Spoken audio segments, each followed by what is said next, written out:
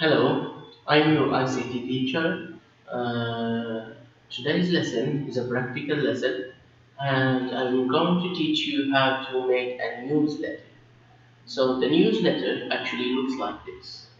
So, we have the header section, which is the top of the page, of the top or the top of the paper, and here they might write the company name with the logo. They write the date. They write the title of the newspapers or the name of the newspapers. Okay, and sometimes they wrote some keywords in here if it's in digital form. Okay, and then after that they will write the subtitle or the title of the news, or the title of the news may be the publisher, usually written under it with a bit smaller than the title size.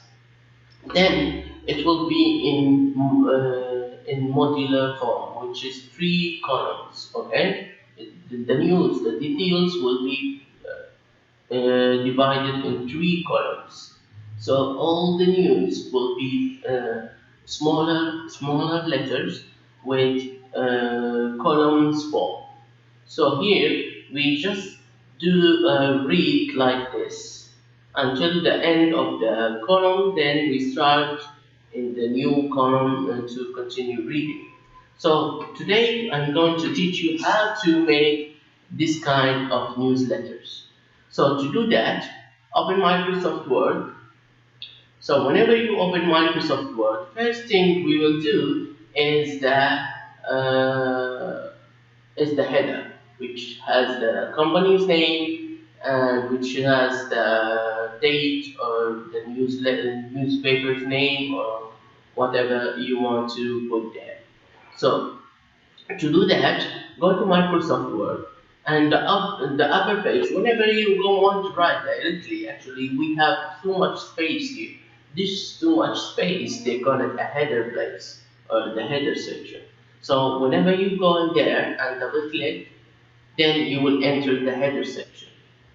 So this header section, you can choose the header look from here, or you can just write, you can choose the one that you like from here, or you just write directly there. Let's just write, for example, I will write my last name as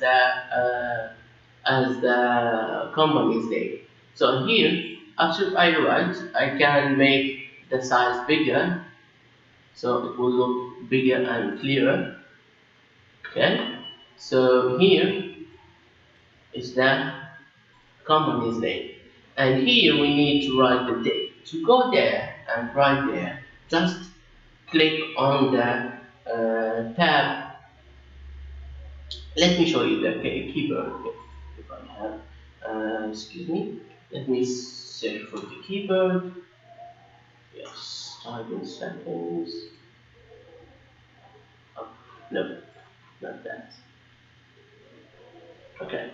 Anyway, so the tab in the keyboard it's on the left of the keyboard. Just click on it. Whenever you click on it once, it will go to the center, and whenever you click another time, it will go to the edge of the right side of the right edge of the paper. And then you can write, let's write today's date, which is 15 of December 2020. So this is the date of today, today's date, sorry. So then whenever we want to go out from this header, we just go here, empty place, under this line, and we double click. Okay, so we already have been gone from the header section. So now we can start writing our newsletters. So let's say that we want to do the title of the news as creating a newsletter. Okay, So this is the title of our news. So here, usually, as we say, usually it's very big. Let's do it as like just like that, and usually it's bold. To make it bold, go to press on this B, okay, and then press enter to go to a new line, okay. You must go here at the end of the sentence, and then you press enter to go to a new line, and after that you go to layout. You go layout and you do breaks. You choose breaks and you choose continuous. What's the meaning of this, or what's the meaning of breaks? Actually, it breaks the page or the same page into several pieces, so we can control and choose and control the layout of each section by its own. It will not follow the previous things that we have wrote. Let's say that I will do undo, which is undoing the break and everything. Let me, for example, without breaking, let me, for example, I choose to do two columns. Whenever I choose two columns, this one already changed to, okay? So see, it's already changed. So I have two white here in the ruler, two white pieces. So these are the pieces that I'm going to write on. So I don't want it like this. I want it like this, okay? And so what happens that I break the page to be to make a new piece that I can control by its own. It will not affect on this one. So let's go and make three columns now. See, now we have three columns. So we have three white pieces, and this one still one piece. Can you see the difference? See the difference in the ruler? So here we have the full page or the full width of the page to write on, and here we have until here for the first column, until here and for the second column, and until here for the third column. So let's start writing now. Just write anything. And usually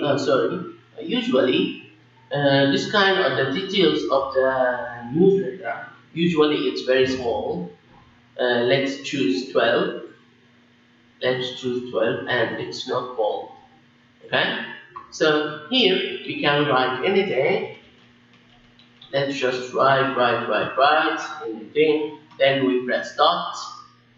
Can we see that whenever we press dot, everything has been justified? Why? Because the columns form usually needs to be neat and clean like this. It will not have too much spaces like this unless you have a full stop. Okay? And you can control that by going here and you press justify. Okay? So here all will be neat and clear. Okay? So let's copy this. Let's paste it. Okay, to make a lot of things. So here, can you see that this is the first column and this is the second column? Okay, so here it's divided into separate columns. Now, let's say that we need at the beginning of the page to be three columns, then it will be changed to be two columns instead. So let's do what we need to do now. We need to break it again. We do continuous. So whenever we break it, so now this so whenever we break it, we go to column and we do two. See, it didn't affect this side and this side. Why? Because we broke it to be, this one is independent from this one. So now we have only two columns or two white pieces to write on. Let's say that we want to paste. Let's paste whatever we wrote. Oh, sorry. because it's pasted the what do you call it, the format too. So let's paste it like this. Okay, good. See here at the beginning, three columns, and here two columns, and here it's only one column, taking the whole width of that page. So that's how to create a newsletter. Hope you enjoyed the lesson. I hope you are trying to do it at home if you are studying online. And if you attend my class in practical in the lab, just try it at home so you can really understand it very well, because sometimes it's confusing for some people or some students. Okay, and that's all for today.